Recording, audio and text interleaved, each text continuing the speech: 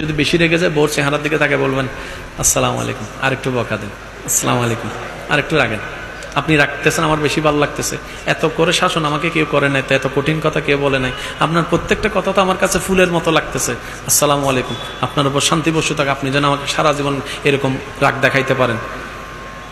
দেখবেন আপনার বউ মুস্কি হেসে দিয়েছে। মুস্কি হাসার সাথে সাথে সব রাগ।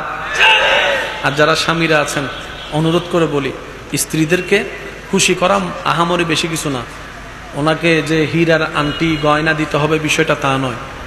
আপনার সামর্থ্য অনুযায়ী যখনই যাবেন, মাঝে মধ্যে হোক, একটা 2 টাকার চকলেট নিয়ে যান, একটা 2 টাকার চকলেট। এই 2 টাকার চকলেট যদি আপনি ভালোবেসে দিতে পারেন, দেখবেন উনি 2 কোটি চাওয়া টাকা, 2 কোটি টাকার সম্পদের চাইতেও বেশি জিনিস পেয়েছে, মনে খুশি হবে।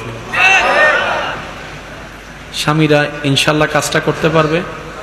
এমনে 10 বছর বাঁচা, প্রেম নিয়ে 1 বছর বাঁচা, সুবহানাল্লাহ বলে না।